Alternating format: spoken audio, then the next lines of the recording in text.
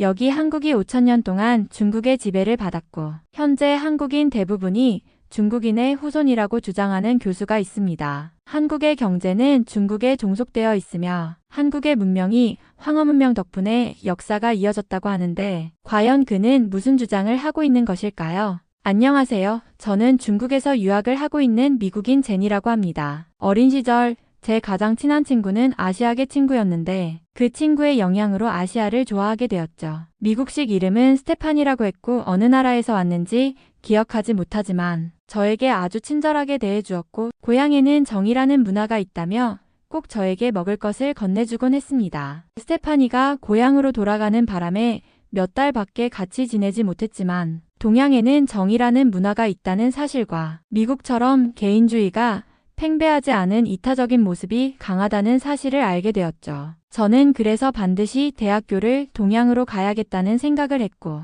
결국 꿈에도 그리던 동양으로 유학을 떠나게 되었습니다. 스테파니가 아마 중국에 살고 있다는 추측을 했고 중국의 문화나 물건들이 저에게 친숙하다고 느껴졌기 때문에 중국으로 떠날 수 있었던 것이죠. 중국에서 아시아 문화에 대해서 공부하고 연구하면서 미국에서 유능한 아시아 전문가가 되고 싶었기 때문입니다. 유학 생활을 하면서 스테파니처럼 수많은 좋은 아시아인들을 만나게 된다면 미국에서 느꼈던 피로감까지 한 번에 씻을 수 있을 것이라는 환상도 있었죠. 미국에서는 옆집 사람과 제대로 알지도 못하고 지내고 있고 늘 총기 사고나 양극화 등의 사회 문제로 시끄럽곤 하지만 아시아처럼 정의 문화가 있고 힘들 때 서로를 돕는 문화가 있다면 그런 삭막함에서 해방될 수 있다는 기분이 들었으니까요. 저는 하도 어린 시절부터 부모님께 아시아로 유학을 간다고 말씀드려왔기 때문에 다른 친구들의 걱정에도 부모님의 지지를 받으면서 유학길에 오를 수 있었는데요. 제 친구들은 전부 중국에 간다면 큰 후회를 할 것이라고 했고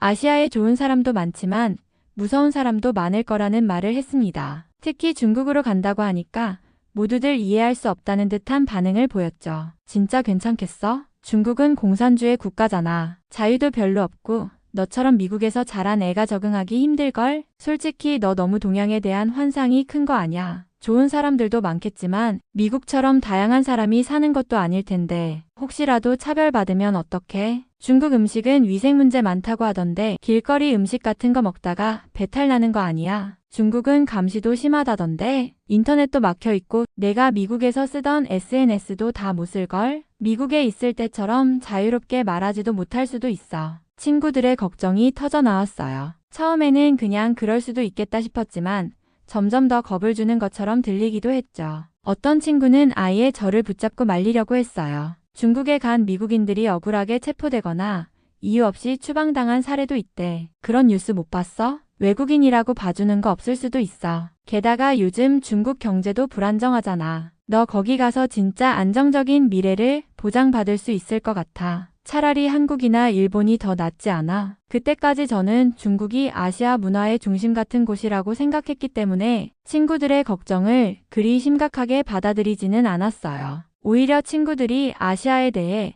너무 부정적인 선입견을 가지고 있다고 느끼기도 했죠. 하지만 걱정 어린 눈빛으로 바라보는 친구들을 보니 저도 모르게 흔들리는 기분이 들었어요. 그냥 다시 한번 잘 생각해봐, 제니. 너의 미래가 달린 문제잖아. 그 말이 계속 머릿속에 맴돌았어요. 저는 친구들의 걱정을 들으면서도 스테파니를 떠올렸어요. 어린 시절 저에게 따뜻한 정을 나눠줬던 친구. 그 친구가 중국에 살 가능성이 크다고 생각했기 때문에 중국이라는 나라가 왠지 모르게 친숙하게 느껴졌어요. 게다가 중국은 아시아에서 가장 큰 나라이고 역사적으로도 중심 역할을 해왔잖아요. 그렇다면 아시아를 깊이 연구하기 위해서는 중국이 가장 적합한 곳일 거라고 믿었어요. 그래서 결국 저는 미국을 떠나 중국으로 유학을 오게 됐어요. 처음 도착한 공항은 생각보다 훨씬 컸지만 사람들이 너무 많아서 정신이 하나도 없었어요. 모두 바쁘게 걸어 다니고 있었고 안내 방송은 중국어로만 나와서 잘 알아듣지도 못했죠. 입국 심사를 받는데도 사람들이 줄을 밀고 들어와서 순서를 지키지 않는 모습이 좀 당황스러웠어요. 하지만 이제부터 내가 적응해야 할 문화구나 하고 스스로 다짐했어요. 제가 입학하게 된 대학교는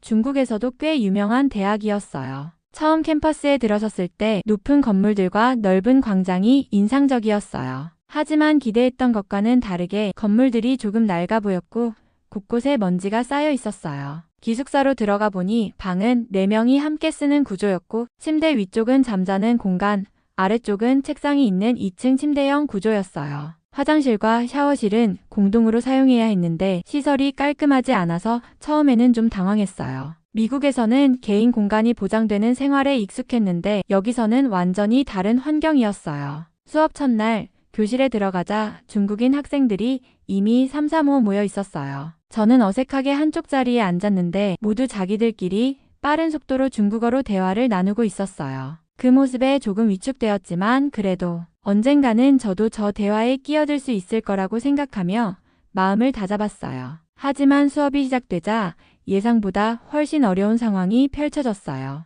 교수님은 빠른 중국어로 강의를 했고 칠판에는 한자로 가득했어요. 어느 정도는 알아듣겠지 싶었는데 막상 강의가 진행되자 거의 알아듣기 힘들었어요. 주변 학생들은 자연스럽게 필기를 하고 있었지만 저는 멍하니 칠판만 바라볼 뿐이었죠. 강의가 끝나고 조별 과제를 해야 한다는 공지가 나왔어요. 조를 짜야 하는데 중국인 학생들은 이미 서로 알고 있는 듯 자연스럽게 그룹을 만들었어요. 저는 어쩔 수 없이 남은 학생들 중 한 명에게 조를 같이 하자고 했는데 상대는 난처한 표정을 지으며 다른 조를 찾아갔어요. 결국 마지막까지 조를 찾지 못한 몇 명과 함께 자동으로 같은 조가 되었어요. 그제야 저는 깨달았어요. 아무리 아시아 문화에 관심이 많고 정이 있는 문화라고 생각해도 저 스스로 녹아들지 않으면 그 안에 들어갈 수 없다는 것을요. 기숙사로 돌아와 침대에 누웠을 때 문득 스테파니가 보고 싶어졌어요. 어쩌면 저는 어린 시절 그 친구가 보여줬던 따뜻한 아시아의 이미지를 기대하며 이곳에 왔던 걸지도 몰라요. 하지만 현실은 그리 낭만적이지 않았어요. 적응하기 위해서는 그들의 언어, 문화, 생활 방식에 맞춰야 한다는 걸 처음으로 실감하게 되었어요. 쉬는 시간에도 다들 자기들끼리 모여 이야기하느라 바빴고 저와는 눈을 마주치는 일조차 거의 없었죠. 가끔 말을 걸어도 대충 웃으며 넘어가거나 어색하게 한두 마디만 하고 다시 자기들끼리 이야기하곤 했어요. 그럴 때마다 미국에서 친구들이 했던 걱정이 떠올랐어요. 하지만 여기까지 온 이상 포기할 수는 없었어요. 저는 공부를 하러 온 거니까 제대로 배우고 성장하면 된다고 스스로 다짐했어요. 그러던 중 첫 전공 수업이 시작되었어요. 강의실에 들어가니 교수님이 이미 칠판 앞에 서 계셨고 학생들은 조용히 앉아 있었어요. 교수님은 중국 역사와 문화를 전공한 권위 있는 학자라고 소개되었고 첫 강의부터 굉장히 자신감 있는 모습으로 수업을 시작했어요. 중국은 5,000년의 유구한 역사를 가진 문명입니다. 교수님은 단호한 목소리로 말씀하셨어요. 그리고 이 5,000년의 역사 속에서 주변 국가들은 대부분 중국의 영향을 받으며 성장해 왔죠. 특히 한반도는 중국 문명의 일부라고 해도 과언이 아닙니다. 중국은 오랜 세월 동안 한반도를 지배해왔고 한국의 문화, 사상, 언어 등 모든 것이 중국의 영향을 받아 형성되었습니다. 저는 순간 귀를 의심했어요. 제가 알기로 한국은 독립적인 역사를 가진 나라였고 오히려 중국의 간섭에서 벗어나기 위해 수많은 투쟁을 했다고 알고 있었어요. 그런데 교수님은 마치 한국이 중국의 속국이었다는 듯이 이야기하고 있었어요. 예를 들어보죠. 한반도는 기원전부터 중국의 속국이었으며 한나라 때는 한사군을 설치해 직접 통치했습니다. 그 후로도 당나라, 원나라, 명나라, 청나라를 거치면서 한반도는 계속해서 중국의 영향력 아래에 있었습니다. 한국의 전통 복식인 한복도 사실은 중국의 한푸에서 유래된 것이고 한국의 문자 역시 중국 한자의 영향을 받아 만들어졌습니다. 학생들은 교수님의 말을 받아들이는 듯 고개를 끄덕였어요. 저는 뭔가 이상하다는 느낌이 들었지만 이곳은 중국이니까 당연히 중국 중심적인 역사관이 가르쳐지는 게 자연스러울 수도 있겠다고 생각했어요. 하지만 동시에 제가 배운 것과 너무 다르다는 생각에 혼란스러웠어요. 또한 조선은 명나라와 청나라의 조공을 바치며 충성을 맹세했고 심지어 조선의 왕들은 중국 황제에게 책봉을 받아야만 왕위를 계승할 수 있었습니다. 즉 한국의 왕들은 중국 황제의 신하였던 것이죠. 이처럼 한국은 단 한 번도 중국의 영향에서 벗어난 적이 없었습니다. 그 말을 들으면서 저는 한 가지를 깨달았어요. 제가 앞으로 배우게 될 내용들은 전부 중국의 시각에서 바라본 역사일 거라는 것을요. 그렇다면 저는 무조건 교수님의 말씀을 받아들이기보다는 더 깊이 공부하면서 스스로 객관적인 시각을 가져야겠다고 생각했어요. 강의가 끝난 후 학생들은 3, 4, 5 모여 토론을 나누었어요. 저는 가만히 앉아서 노트 필기를 정리하면서 교수님의 말을 다시 곱씹어봤어요. 중국에서 공부한다는 것은 단순히 언어를 배우고 문화를 체험하는 것이 아니라 그들이 세상을 바라보는 방식을 이해하고 그 속에서 내가 배울 것과 걸러낼 것을 스스로 구분해야 하는 과정이라는 걸 깨닫게 되었어요. 저는 기숙사로 돌아와 다시 역사책을 펼쳤어요. 지금부터라도 제대로 공부해서 단순히 중국의 관점만 받아들이는 것이 아니라 진짜 아시아의 역사를 알고 싶다는 생각이 들었어요. 다음 강의 시간, 교수님께서는 여전히 자신감 넘치는 태도로 강의를 시작하셨어요. 중국은 동아시아 문명의 중심이었고 주변국들은 모두 중국의 영향을 받아 성장했습니다. 특히 한반도는 중국의 지배 아래에서 문명을 발전시켜 왔으며 독립적으로 성장한 적이 없습니다. 그 순간 저는 더 이상 가만히 있을 수 없었어요. 저는 손을 들고 교수님께 질문을 던졌어요. 교수님, 하지만 한국은 한 번도 중국의 직접적인 지배를 받은 적이 없습니다. 한 나라가 한사군을 설치한 것은 사실이지만 그것도 일부 지역에 불과했고 오래 지속되지 못했습니다. 또한 고려나 조선이 명나라, 청나라와 외교 관계를 맺고 조공을 바친 것은 사실이지만 그것은 국제관계의 일부였을 뿐 중국이 한국을 직접 지배한 것은 아닙니다. 교수님께서는 저를 바라보며 미묘한 미소를 지으셨어요. 그렇다면 조선이 청나라에 굴복하고 삼전도에 항복을 했던 것은 무엇입니까? 그것은 명백히 한국이 중국에 예속되었음을 의미하는 것이죠. 저는 고개를 저으며 차분하게 대답했어요. 그 사건은 조선이 전쟁에서 패배한 후 강압적으로 이루어진 외교적 의례였습니다. 하지만 조선은 그 이후에도 독자적인 왕조를 유지했고 청나라의 직접적인 지배를 받은 적은 없습니다. 또한 한국의 정치, 문화, 법제는 독자적인 체계를 유지했으며 단순히 중국의 속국으로 머물렀다고 보기 어렵습니다. 강의실이 조용해졌어요. 학생들은 저와 교수님의 대화를 흥미롭게 지켜보고 있었어요. 교수님께서는 잠시 침묵하더니 다시 말씀하셨어요. 하지만 조선은 명나라와 청나라로부터 책봉을 받아야만 왕이 될 수 있었고 이는 중국이 최종적인 권력을 가지고 있었다는 증거가 아닙니까? 저는 단호하게 답했어요. 그건 당시 동아시아 국제 질서에서 흔한 외교 관례였습니다. 조선뿐만 아니라 일본의 일부 다이묘들도 명나라로부터 책봉을 받은 적이 있습니다. 하지만 그것이 곧 중국의 직접적인 통치를 의미하지는 않습니다. 오히려 조선은 스스로를 소중하라고 부르며 독자적인 정체성을 유지했고 청나라의 끝까지 저항한 역사도 있습니다. 교수님께서는 눈을 가늘게 뜨며 저를 바라보셨어요. 흥미로운 시각이군요. 하지만 여기서는 중국의 역사관에 맞춰 공부하는 것이 중요합니다. 저는 더 이상 말을 하지 않았어요. 이곳에서는 중국 중심적인 역사관이 절대적이라는 걸 다시금 깨닫게 되었어요. 하지만 적어도 저는 이 수업에서 무조건적인 주장을 받아들이지 않고 논리적으로 반박할 수 있다는 것을 스스로 확인할 수 있었어요. 수업이 끝난 후 몇몇 학생들이 저를 힐끗 쳐다보며 수군거렸어요. 하지만 저는 신경 쓰지 않았어요. 앞으로도 저는 단순히 배우는 것에 그치지 않고 스스로 사고하며 공부해야겠다고 다짐했어요. 이렇게까지 아시아에서 자국의 이기적인 역사관이 있을 줄은 몰랐기에 더욱 정확한 진실에 다가가고 싶었으니까요. 그런데 수업이 끝나고 쉬는 시간이 되자 몇몇 학생들이 저에게 다가왔어요. 그들의 얼굴에는 노골적인 분노가 서려 있었어요. 너 대체 어디서 그런 잘못된 역사를 배우고 떠드는 거야? 한 학생이 날카로운 목소리로 소리쳤어요. 다른 학생들도 거들며 비아냥거렸어요. 중국의 은혜로 한국이 존재하는 건데 그걸 부정해? 너 혹시 한국의 프락치 아니야? 그들이 무슨 말을 하는지 정확히는 알 수 없었지만 저를 조롱하고 있다는 건 확실했어요. 저는 심장이 두근거렸어요. 하지만 여기서 주눅들면 안 된다고 생각했어요. 저는 최대한 차분한 목소리로 말했어요. 역사는 감정이 아니라 사실을 기반으로 연구해야 하는 학문입니다. 제가 이야기한 것은 단순한 개인적인 의견이 아니라 역사적 사료를 바탕으로 한 것입니다. 한국은 한 번도 중국의 직접적인 지배를 받은 적이 없었고 단지 외교적 관계 속에서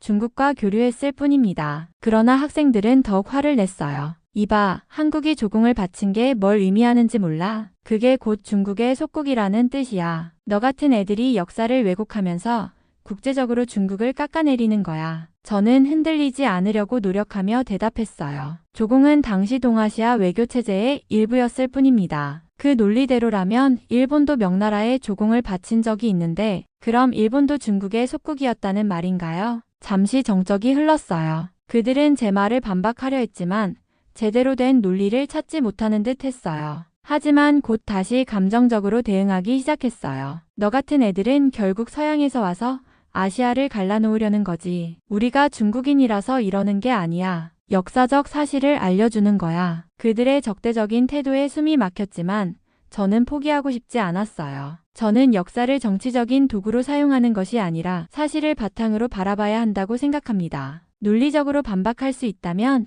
역사적 근거를 가져와 주세요. 저는 언제든지 토론할 준비가 되어 있습니다. 그들은 저를 노려보았어요. 그러나 더 이상 논리적으로 대응할 수 없다는 걸 깨달았는지 결국 비난과 욕설을 남긴 채 자리를 떠났어요. 그날 이후 저는 더욱 강한 사명감을 느꼈어요. 중국에서 한국사에 대해 왜곡된 시각이 만연하다는 걸 직접 경험하니 그들의 주장에 반박할 수 있도록 더 깊이 공부해야겠다는 생각이 들었어요. 그래서 저는 한국의 역사에 대해 본격적으로 공부하기 시작했어요. 처음에는 조선시대부터 공부하려 했지만 곧바로 그보다 훨씬 오래된 고대사로 거슬러 올라가야 한다는 걸 깨달았어요. 고구려, 백제, 신라, 그리고 그 이전의 부여, 고조선에 대한 기록을 읽으면서 중국과 한국의 역사는 단순한 주변국 관계가 아니라 복잡한 정치적 군사적 역학 속에서 오랜 세월 얽혀 있었다는 걸 알게 되었어요. 특히 고구려와 발해의 역사를 공부하면서 정말 놀라지 않을 수 없었어요. 제가 지금 공부하는 이 땅, 중국 동북지역의 상당 부분이 사실은 고구려와 발해의 영토였다는 사실을 깨닫게 되었어요. 고구려가 요동을 넘어 지금의 베이징 근처까지 영토를 확장했다니, 발해는 한때 수도를 지금의 길림성과 흑룡 강성 지역에 두고 번성했다니, 이건 중국의 역사가 아니라 한국의 역사 아닌가? 중국에서는 고구려를 자국의 지방정권이었다고 주장하지만 고구려는 명백히 독립적인 국가였어요. 그들의 군사력, 문화, 법률 체계, 독자적인 왕조 계보까지 모두 중국이 아닌 한국 역사로 봐야 하는 증거들이었어요. 더욱 충격적이었던 것은 중국의 동북 지역뿐만 아니라 산둥반도나 요서 지역까지도 고대 한국의 영향을 받았다는 연구들이 있다는 것이었어요. 고조선의 영토가 요동을 넘어 요서까지 미쳤다는 기록도 있었고 부여와 백제의 영향이 중국 대륙 깊숙이 퍼졌다는 이야기까지 나왔어요. 저는 흥분을 감출 수 없었어요. 이제까지 중국에서 배운 역사와 너무나 다른 내용들이었고 제가 믿고 있던 중국 중심의 역사가 얼마나 왜곡된 것인지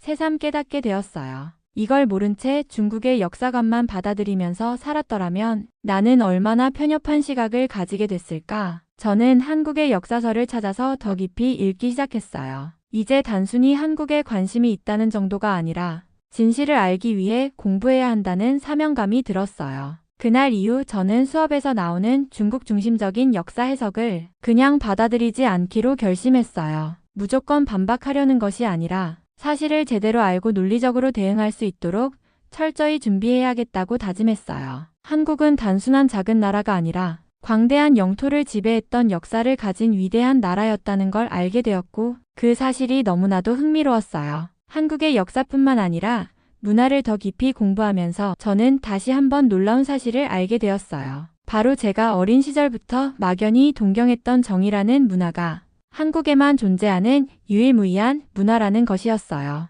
처음에는 단순히 정이란 말이 따뜻한 인간관계를 의미하는 정도라고 생각했어요. 하지만 공부할수록 그 의미가 훨씬 깊고 특별하다는 걸 깨달았어요. 정은 단순한 친절이 아니었어요. 그것은 오랜 시간 동안 형성된 관계 속에서 자연스럽게 쌓이는 감정이었고 논리적으로 설명하기 어려운 한국 특유의 감성이었어요. 제가 어릴 때 스테파니가 늘 저에게 간식을 나눠주고 마치 가족처럼 대해줬던 것도 한국의 정 때문이었던 거예요. 그땐 그저 친절한 아시아 문화라고 생각했지만 실제로는 한국인들만이 가지고 있는 독특한 정서였던 거죠. 그래서 스테파니가 항상 고향에는 정이 있다고 말했던 거구나. 더욱 흥미로웠던 건 정은 단순히 가족이나 친구 사이에서만 형성되는 것이 아니라는 점이었어요. 심지어 처음 만난 사람에게도 정을 느낄 수 있고 심지어 외국인에게도 정을 베푸는 것이 한국 문화의 특징이었어요. 한국인들은 식당에서 밥을 먹다가도 옆 테이블에 앉은 낯선 사람에게 반찬을 덜어주기도 하고 길에서 우연히 만난 사람과도 쉽게 마음을 나누는 모습을 보였어요. 이런 문화는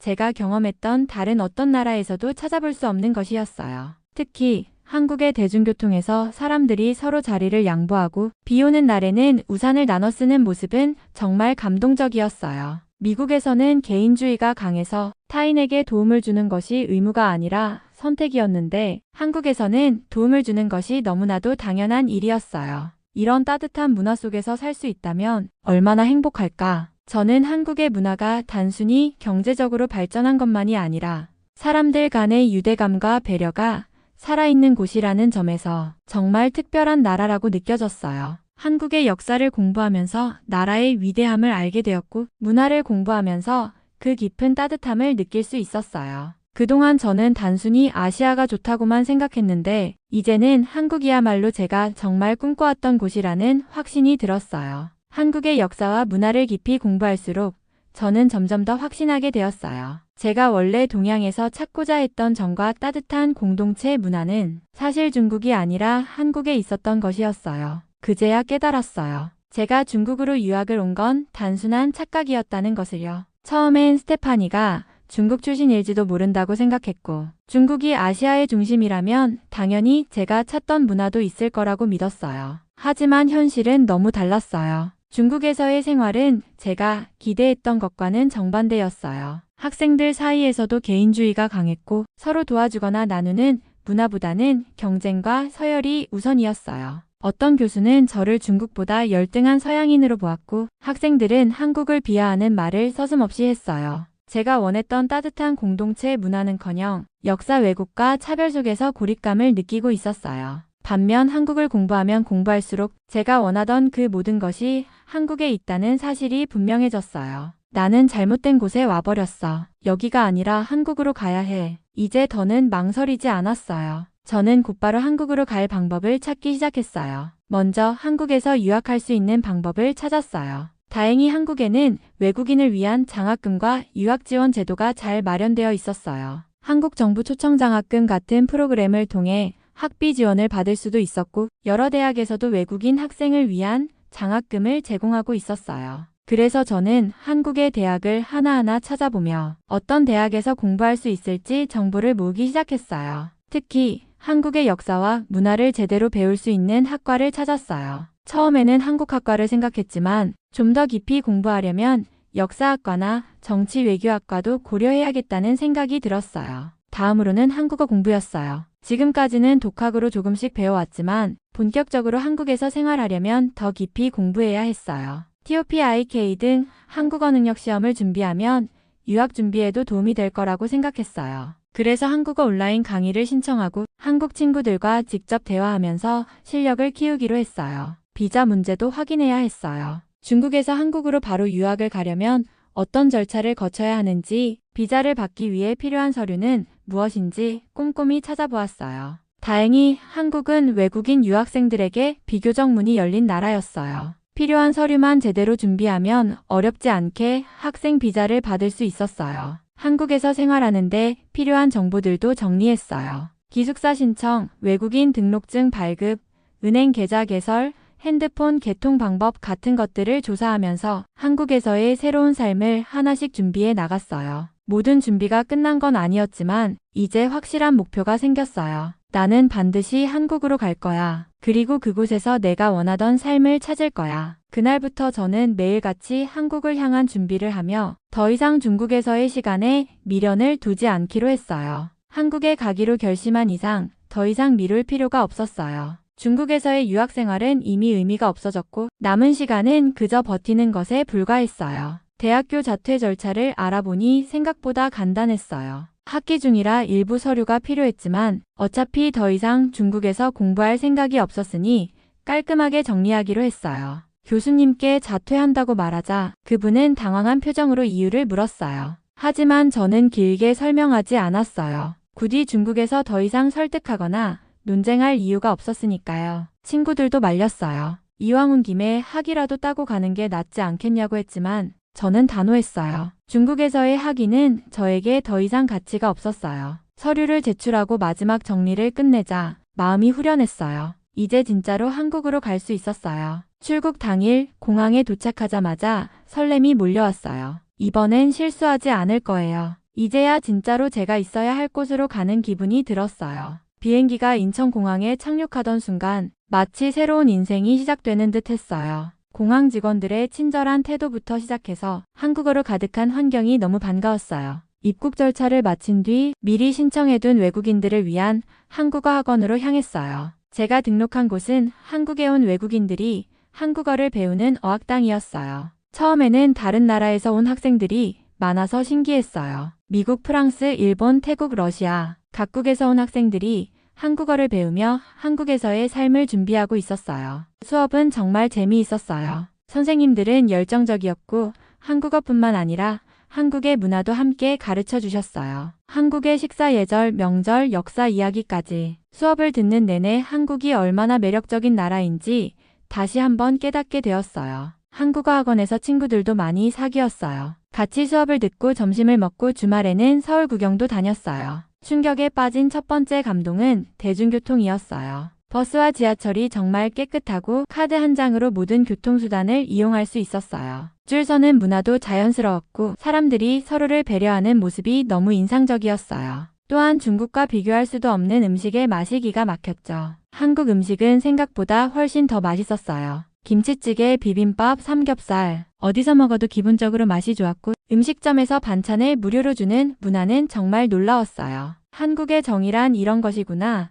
직접 느낄 수 있었어요. 그런데다가 한국인들은 스테파니가 어릴 적 보여준 것처럼 따스함이 있었죠. 길을 잃었을 때 지나가던 한국인이 먼저 다가와서 도와주었어요. 지하철에서 캐리어를 들고 힘들어하는데 어떤 사람이 대신 들어주면서 환하게 웃었어요. 이 작은 친절들이 쌓이면서 저는 한국에서의 생활이 점점 더 행복해졌어요. 한국어 학원에서 공부하면서 저는 점점 더 확신하게 되었어요. 이제야 진짜 제가 있어야 할 곳에 왔다는 것을요. 앞으로 저는 더 깊이 한국어를 배우고 한국에서 대학교에 진학해서 한국의 역사와 문화를 연구할 거예요. 그렇게 해서 진짜 한국 전문가가 될 거예요. 이제는 후회하지 않아요. 처음부터 저는 한국으로 왔어야 했어요. 그리고 지금 저는 드디어 제대로 된 길을 걷고 있습니다. 이번 사연은 여기서 마무리하도록 하겠습니다. 끝까지 시청해주셔서 감사드립니다. 좋아요와 구독은 영상 제작에 큰 힘이 됩니다. 꼭 한 번씩만 눌러주세요. 감사합니다.